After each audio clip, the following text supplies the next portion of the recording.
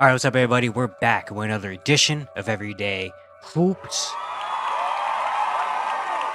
Hope you guys are having a good one.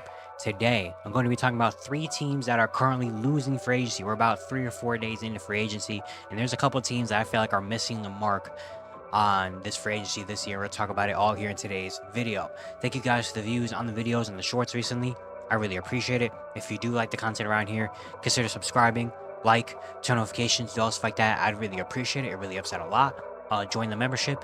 If you want to learn more about the membership, there's video on my channel explaining all of it. You can go back and watch that. Link to my Twitter, TikTok, stuff like that, description down below. And yeah, don't waste any more of your time. Let's get right into it. So the first team we're going to get into is the LA Lakers. I feel they're a team that really missing the mark on this free agency.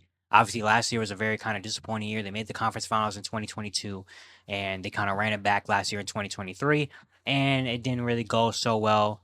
Had a couple players that they thought were going to be really good role players and stuff. Didn't really have the big years they're expecting. They eventually, lose in the first round to the Denver Nuggets again. And now it's kind of just, they're at a point where it's like, they're in a very weird spot right now where they have a lot of people on their roster that could be good, but haven't been as good. LeBron is about to be 40 years old. AD had the best year. You can make an argument that was his best year as a Laker last season, and it didn't really matter. So now it's kind of like, how do we really rebuild this team with, of course, the new CBA rules as well? We can't go over the second A because then we're gonna lose out on some stuff. This year's free agency class isn't really star-studded or anything like that. We don't have enough money maybe to sign the best role players like a KCP or stuff. So it's like, how do we kind of move this team around? And so far, the Lakers they have not done anything. The only thing they have done is earlier today, LeBron finally signed his contract. But they're waiting because LeBron was willing to take a pay cut to go out and sign, a top free agent. So they can still use their mid-level exception for guys like Klay Thompson, who eventually, was going to be a Laker. And honestly, I don't really fault the Klay Thompson going to the Mavericks on the Lakers because it came out the Lakers did offer him more money and a longer-term contract than Dallas, but he just eventually just wanted to end up going to Dallas. They missed out on Valanciunas. They missed out. James Harden didn't even hit free agency. He re-signed with the Clippers right before free agency even started.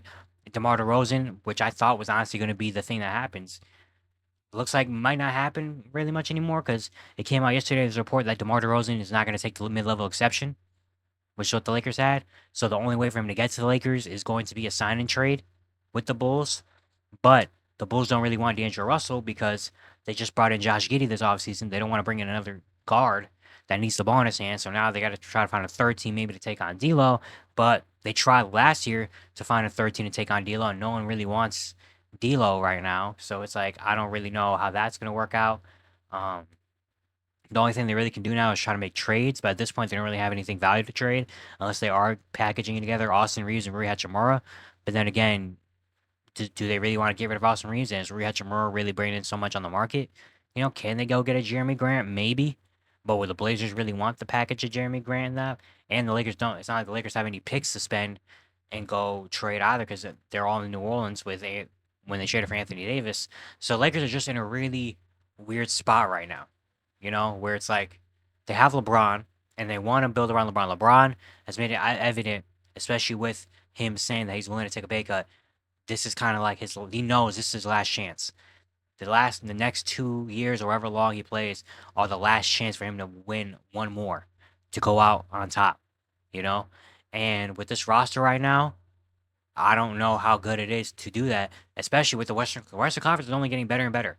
The Mavericks, who are just in the NBA Finals, are getting better. The Nuggets are still going to have Jokic and Murray. And as long as they have those two, they'll be able to win some games. The Thunder are getting better, and they're the number 1 seed. They might win 60 games this year. The Timberwolves are going to keep packing. They got a little better by bringing in Rob Dillingham and stuff, so they're going to be back next year. Looking at the West right now, yeah. I mean, the Clippers, even though they lost Paul George, the Clippers are still going to be decent. The Suns, even though they're not the best ranked team, they're still going to be decent. The Pelicans got DeJounte, and if they flip Brandon Ingram, they could be better. The Kings are trying to make a move to get better. The Rockets are going to be better next year. The Grizzlies are going to be back next year. The Spurs, you're assuming Wemby, the West, really, the only teams you really can think in the West and be like they're not going to really be doing much is the Blazers and the Jazz. After that, The West can legitimately have 13 teams competing for a playing spot, at least a playing spot. And so the Lakers right now, they really have stuff to do. And it's kind of like, can't how do they find ways to do it? The only way they can find ways to do it is by making trades. And do they have enough value on their roster to really make moves? Is it impossible? Absolutely not.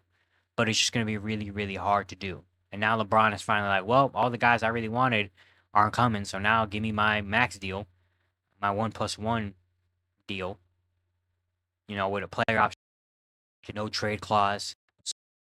So it's, I don't know. The Lakers are just in a bad spot. They haven't got anybody. Is it all Rob Pelinka and them's fault? No, but they just haven't really done. They haven't not really made a move at all. Like literally the only move they made is re-signing LeBron. That's it. All the other, they have not made any other move. To even bring anybody new in at all.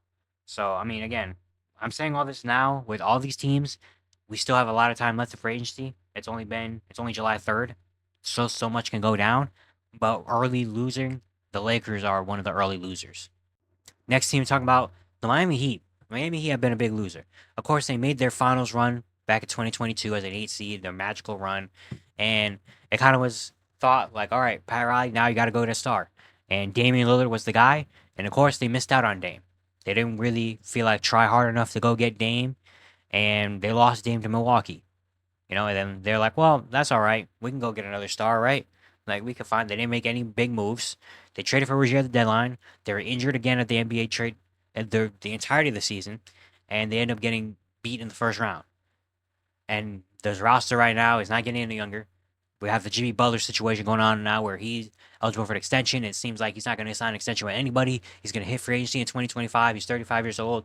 The Heat, are they going to try to trade him? Maybe, but even if you do trade him, what are you going to get back? You know, you don't really have much. You repaid Bam. Tyler Hero's still around. He's good, but like, how much is he really going to be able to contribute to an NBA championship roster? It's just really tough. They haven't made any signings of free agency. The only things they've done is they re-signed Kevin Love, which was like the first move of free agency, and right before I started recording, they re-signed Thomas Bryant, who who wasn't constantly a part of the rotation last year. Caleb Martin is still out there in free agency, who they got to bring him back. And it's like, I don't really know what's going on in Miami, what Pat Riley and them are doing. The only really move is to go try to get a third star, but they missed the mark. When Bradley Beal was on the market, they didn't, they couldn't, they lost out on Bradley Beal. He went to Phoenix. Damian Lillard, who wanted to go to Miami, lost out on him, ended up going to Milwaukee. You know, Kevin Durant might have been a guy. Who knows? You know, Donovan Mitchell. Now he re-signed with the Cavaliers. So it's like they're just missing out. They have star after star after star that comes available. They're missing out, missing out, missing out.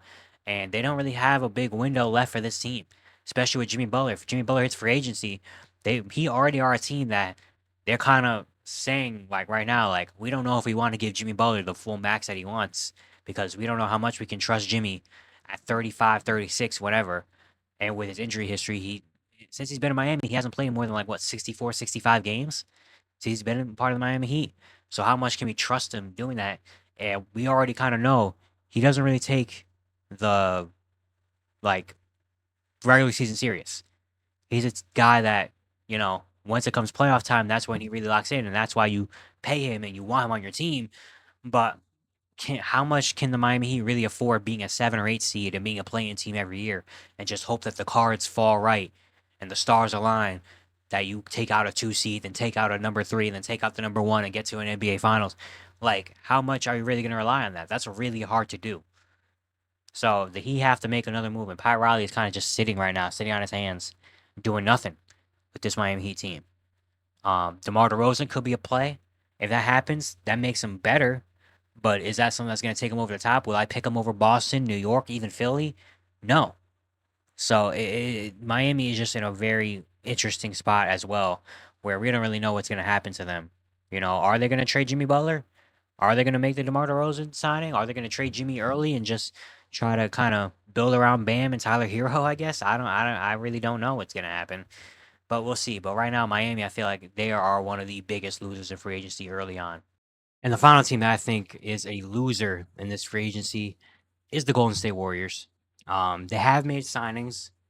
unlike the other two teams I'm talking about, they signed Anthony Melton. They did a sign and trade to bring in Kyle Anderson yesterday, but they're a loser because they're also. It's kind of similar to what I was saying about the Lakers. Kind of similar to the first two teams, where I feel like they're kind of just getting lost in the mix while having kind of similar to the Lakers, where the Lakers have LeBron and AD, and they're kind of just getting lost in the mix. The Warriors have Steph Curry, and they're kind of getting lost in the mix. You know, like they lost out on Klay Thompson. They traded Klay Thompson for 2 second-round picks. That, let's be honest, those second-round picks are probably going to be nothing. You know, and watch you come back in 10 years, and those guys are going to be the future stars, whatever. That would be funny. But let's be honest, those second-round picks aren't going to do anything for this team. You basically let Klay Thompson walk away. Which, yes, he didn't have the greatest year last year, but he's one of your best players in franchise history, and you just kind of let him go. You disrespected him. You disrespected him and kind of just let him walk away. You know, um, all the trades you could have made the last 2 years for stars, you traded away your young players. You didn't do it. You kept on your young players even though you weren't playing them. Jonathan Kuminga literally had to tell the NBA, tell the world, I don't want to be here anymore, and I don't like this coach. For him to start playing and for them to actually see, you know what, he's actually a really good player. Moses Moody still hasn't really gotten a good rotational, spot. Hasn't been comfortably in the rotation. You know, Brandon Pajemski was one of their honestly probably their third best player last year. Trish Jackson Davis took over the starting center role. You know, like they're just in a spot where they're still trying to compete and they're trying to win with Steph while also trying to keep the young players. And I think they should have realized by now that doesn't work. They tried that when they drafted James Wiseman. They drafted Jordan Poole. They drafted Kuminga and Moody. They did win a championship in 2022 with all of them on the roster, but none of those guys played big parts of that team. Kuminga and Moody were on the bench for most of it. James Wiseman wasn't playing through most of it. I don't even know if he finished. I think he got traded during that season. Did he? Jordan Poole was good as a six man, and you did pay him, but then you kind of realize, oh shoot, But then the whole Draymond incident kind of happened, and that really took away all of his confidence and stuff. So, and they're trying to keep these young players while building its championship roster, and they're putting themselves in a hole. They're putting themselves in a hole by not going all in on we got to win another one with Steph. That is backfired on them, and now they're in probably one of the worst spots in the league, where they have Steph, you have Dre, who's getting paid $25 million for the next couple of years, you have Andrew Wiggins, who was the second best player on a championship team, and now he doesn't look like an NBA player dang near anymore. You had a 38-year-old Chris Paul you're trying to trade. You had to waive him for guaranteed money, and you basically let him walk for nothing. You let Klay Thompson, one of your your best players in franchise history, that are going to retire his number. You just let him kind of go for a couple of second-round picks that aren't going to turn into anything. You haven't made a trade for a star yet, and now your team is basically just kind of Steph Curry and a bunch of just dudes right now. That's what it is. It's Steph Curry and a bunch of just guys on your team. And again, when I talked about earlier, the Western Conference can legitimately be 13 teams competing for a playing spot. Your team, the Warriors, right now, are kind of getting left in the mud, where they're old. They have no wiggle room really to make anything happen. They don't have another star ready to go get Steph. They're trying to go all in on Lauri Markkanen, but let's be honest, what is Lauri Markkanen really doing for this team? It makes them better, obviously, but does it make them contenders again? No. Do I put them over OKC, Denver, Minnesota? No. Dallas? No. Pelicans? That's a conversation. That it doesn't do much. And so the Warriors are just really in a bad spot right now, where I don't really know what's going to happen with the Warriors. Honestly, you could see something very similar to the Laker Kobe situation. Rest in peace to the Mamba, where the last couple years of Kobe's career, the Lakers just kind of were not really good, missing the playoffs, and Kobe was just kind of around being Kobe, but just with a bunch of just random dudes, and they're just kind of there. I'm afraid something could happen similarly with Steph. Where the last however long we have left of Steph, 4 years maybe, it's just going to be Steph being Steph, but they're going to be a 10 seed winning 38 games, 37 games. And that's just how Steph Curry is going to ride out, which is really unfortunate to one of the greatest players to ever play the game. But at this point, that's just going to happen because honestly, I don't think Steph's leaving. I don't think Steph's requesting a trade from Golden State. I think Steph's done too much where it's like Steph is probably just going to ride it out the last couple of years of Golden State and be like, hey, I'm here. I love it here. I'm the best player in franchise history. I'm going to get a statue. out here. I'm one of the best. I won a couple of championships, won a couple of MVPs, did everything I possibly could have for this organization. And you know what? I'm gonna just stay here, long it out. I'm gonna try to win. I'm gonna do anything I can. But if we don't win, hey, so be it. And it's just really unfortunate if the Warriors are not putting Steph in a position to where he's going to be able to compete for another championship to end out his career. It's just really, really unfortunate. Unless they can make some shuffle and some moves happen, again, anything is possible, really. But it just they're not in a great position right now. But yeah, it's gonna be it for today. Hope you guys enjoyed. Once again, if you do like the content around here, consider subscribing, like, turn notifications, all stuff like that. I'd really appreciate it. It really upset a lot. And yeah, I'll see you guys tomorrow.